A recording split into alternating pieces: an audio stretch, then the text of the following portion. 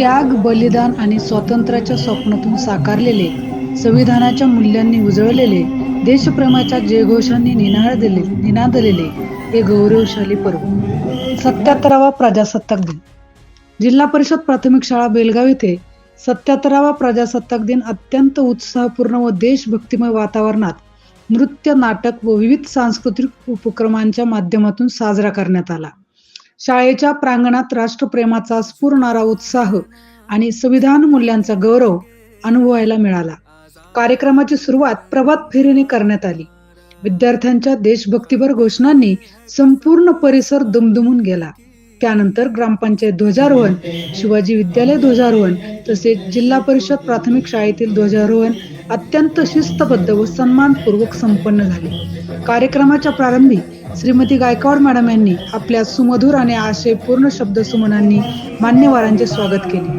कार्यक्रमाचे प्रास्ताविक शाळेचे मुख्याध्यापक श्री बनाते सर यांनी करताना प्रजासत्ताक दिनाचे महत्त्व, संविधान मूल्ये आणि विद्यार्थ्यांची जबाबदारी यावर प्रेरणादायी मार्गदर्शन केले. कार्यक्रमातील प्रत्येक सादरीकरणाला योग्य क्रम, लय व अर्थ देणारे सांस्कृतिक कार्यक्रमाचे सूत्रसंचालन श्री नेटके सर यांनी अत्यंत प्रभावी आणि ओघवते शैलीत केले.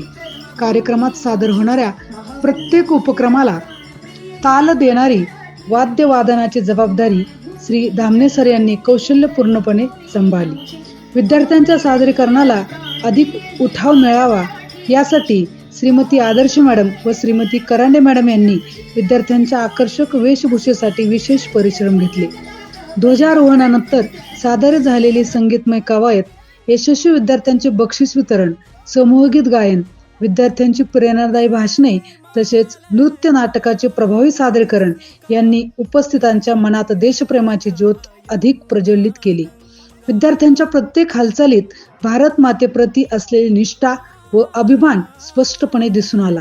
कार्यक्रमाच्या शेवटी श्रीमती सय्यद मॅडम यांनी अतिशय सुंदर शब्दात सर्व मान्यवर, शिक्षकवृंद, विद्यार्थी, पालक व ग्रामस्थांचे मनपूर्वक आभार मानले.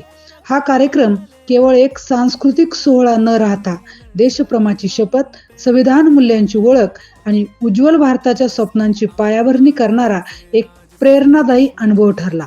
जय हिंद, जय भारत. वर्षी मी निर्णय घेतला, IPS अधिकारी व्हायचं. जिंदगी बहानों से नहीं फैसलों से बदलती है. त्या काळी कोणतीही महिला IPS नव्हती. लोक म्हणाले कठीण आहे, पण मला तर 30 वाट चालायची होती आणि अखेर 1972 साली मी भारतातील पहिली महिला IPS अधिकारी झाले. महिला एक कमजोर नहीं, बस अवसर चाहिए. IPS अधिकारी झाल्यावर मला